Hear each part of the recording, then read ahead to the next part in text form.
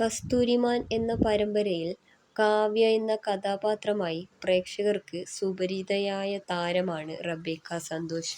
നീർമാതളം, കളിവീട് തുടങ്ങിയ പരമ്പരകളിൽ അഭിനയിച്ച താരം നീണ്ട ഇടവേളയ്ക്കു ശേഷമാണ് ഏഷ്യാനെറ്റിലെ ചെമ്പനീർപ്പൂവെന്ന സീരിയലിൽ നായികയായി എത്തിയത്.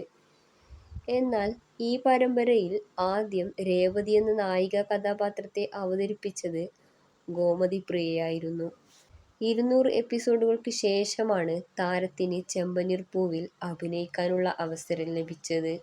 എന്നാൽ പെട്ടെന്നുള്ള ഗോമതി പ്രിയയുടെ പിന്മാറലും പുതിയ രേവതിയായി വന്ന റബേക്ക സന്തോഷിനെയും പ്രേക്ഷകർക്ക് അംഗീകരിക്കാൻ കഴിഞ്ഞിരുന്നില്ല.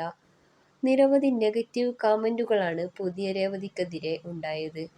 ഇപ്പോഴിതാ നെഗറ്റീവ് കമന്റുകളിൽ പ്രതികരിച്ചുകൊണ്ട് രംഗത്തെത്തിയിരിക്കുകയാണ് റബേക്ക. ചെമ്പനീർപ്പൂവിൽ ആദ്യ നായിക അഭിനയിച്ചതുപോലെ തന്നെ അഭിനയിക്കണമെന്ന് പറഞ്ഞാൽ അത് പറ്റില്ല.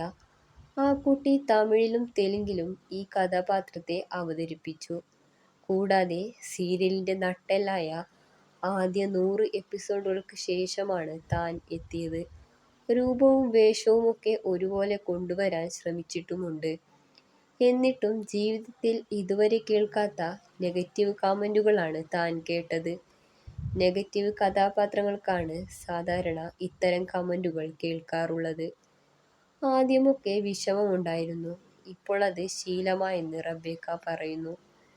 എന്നാൽ കമന്റുകൾ മാത്രമല്ല, ഈ സംഭവം വ്യക്തിഹത്യയിലേക്ക് മാറിയിരിക്കുകയാണെന്ന് താരം പറയുന്നു. ഒരു ഫേക്ക് അക്കൗണ്ട് ക്രിയേറ്റ് ചെയ്ത് തന്നെ മാനസികമായി തളർത്താൻ ആരോ ശ്രമിക്കുന്നുണ്ടെന്ന് റബേക്ക പറയുന്നു. തനിക്ക് ഏഷ്യാനെറ്റിൽ പിടിപാടുണ്ടെന്നുള്ള ചില റൂമേഴ്സും കേൾക്കുന്നുണ്ട്. നിനക്ക് ഇറങ്ങിപ്പോയിക്കൂടെ ജന്തു എന്ന് തുടങ്ങിയ കമന്റുകളും കാണാം. താൻ തന്റെ ജോലിയാണ് ചെയ്യുന്നത്, താരം പറയുന്നു. താൻ ഒരു മോശം അഭിനേതാവല്ല.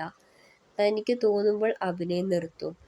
തന്നെക്കാൾ നല്ലൊരു ആർട്ടിസ്റ്റിനെ വേണമെന്ന് പ്രൊഡ്യൂസർക്കോ ചാനലിനോ തോന്നിയാൽ താൻ പിന്മാറും.